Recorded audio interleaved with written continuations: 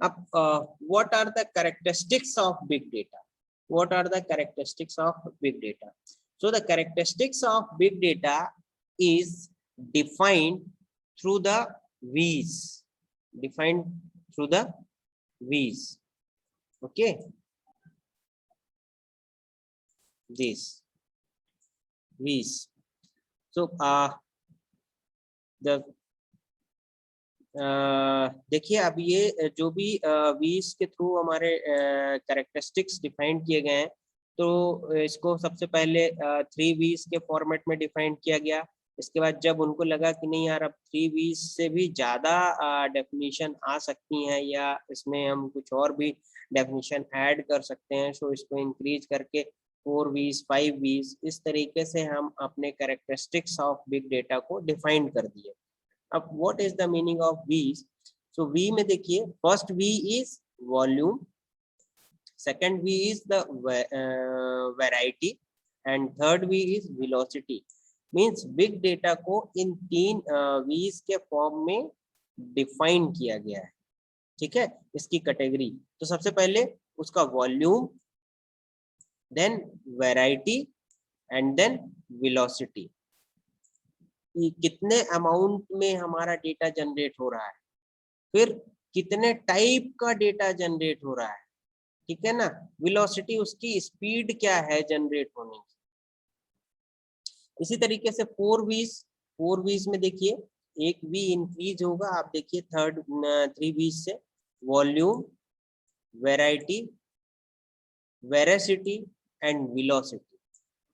ठीक है, तो अब यहाँ पर ये 1 2 एंड 3 इनको हम देखें तो ये तीनों तो जो है ना 3 V's में डिफाइंड किए जा चुके हैं, बट एक नया टर्म कैरेक्टरिस्टिक्स में और ऐड हो गया, veracity.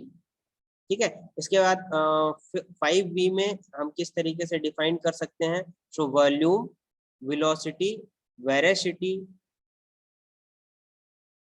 Sorry variety, veracity and value. ठीक है, how much the valuable this big data. So this is the characteristics of data which we can define through the V's. अब इसके बारे में नेक्स्ट स्लाइड में आपके V's के बारे में हम यहाँ पर डिफाइन करते हैं। 3 V's में देखिए, my voice is clear?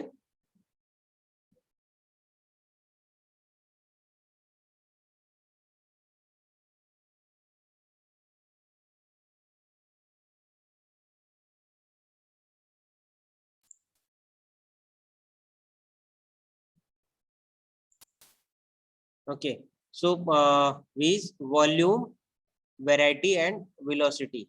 So volume means data quantity, velocity means the speed of data, and variety the types of data.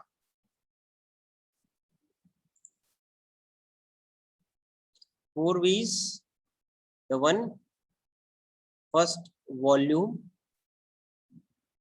of data, how much data, and variety means different forms of data, data कितने तरीके का हो गया, then veracity, uncertainty of data, data is uncertain, which type, अब data uncertainty means in the terms of data generation, in terms of the types of data also. Okay, and velocity means analysis of that data. ठीक है, अब इसके बारे में और थोड़ा सा एलोबरेट कर दिया है यहाँ पर। ठीक है, देखिए वॉल्यूम मीन्स सिमिलर, कितने टाइप या कितने ह्यूज अमाउंट का डेटा जो है ना वो जनरेट हो रहा है। सो processing performance, course of modularity, okay, class imbalance, So these all are the characteristics of volume, and then velocity, and after that veracity of data, and then variety of data.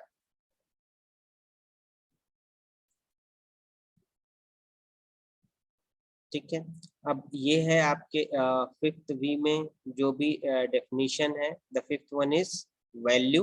Value means how much valuable that data. ठीक है ना, क्योंकि अगर हम energy loss कर रहे हैं किसी पर्टिकुलर डेटा को एनालाइज करने के लिए, और हमें पता चल रहा है कि डेटा जो है वो यूजफुल नहीं है, तो उसमें एनर्जी लॉस करने की कोई ज़रूरत नहीं है. सो बिग डेटा को हम किन कैटेगरीज के थ्रू कैटेगराइज कर सकते हैं या उनकी कैरेक्टरिस्टिक्स को मेजर कर सकते हैं? So by using the V's, and the most important V is the last one, value. जो value of that particular data. Just have a big data is of no use unless we can turn it into the value. जब तक हम इसे valuable नहीं बनाएंगे या हमारे लिए वो वैल्यूएबल नहीं होगा, तो हम उस डेटा को कुछ नहीं कर सकते हैं. इसीलिए आज की डेट में सबसे ज़्यादा टर्मिनोलॉजी चल रही होगी, आप लोग देख रहे होंगे भाई, सेंटीमेंट एनालिसिस की बात कर देते हैं कि भाई कोई भी सेंटेंस है या कुछ भी है, जैसे मान लीजिए कि अगर किसकी बात करें, अभी थिएटर्स वगैरह ओपन हो गए हैं, तो बहुत सारी कंपनीज हैं या बहुत सारे प्लेटफॉर्म हैं जो कि आपके थिएटर्स वगैरह को मैनेज करते हैं. तो अगर उनमें आप थोड़ा सा भी पॉजिटिव कमेंट्स होते हैं या नेगेटिव कमेंट्स होते हैं, तो वो उन कमेंट्स को क्या करते हैं,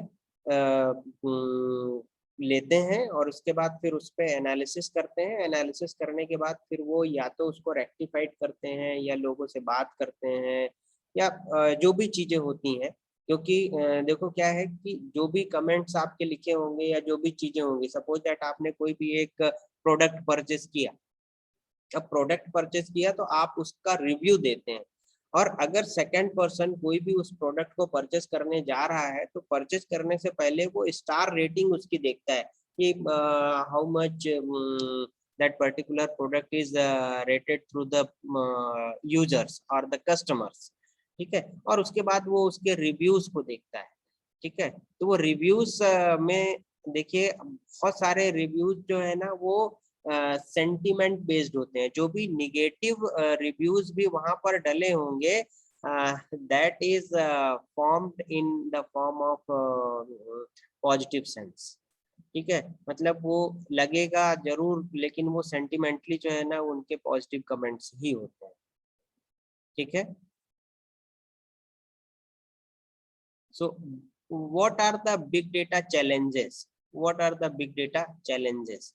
अभी बिग डेटा की definition, then characteristics of big data, and what are the challenges of big data. So अगर ह्यूज अमाउंट ऑफ डेटा है हमारे पास, वॉल्यूम बहुत ज्यादा है हमारे डेटा का, no issue, we can store that data. ठीक है, but storage capacity is not enough for that big data, because when we are not able to use that data, that is a garbage for us. Okay, so the storage, dealing with data growth, dealing with data growth means that is uncertain. How much data will generate, that is definitely uh, uncertain, and the variety of data which will generate, that is also uncertain. And the second point is generating insight in timely manner.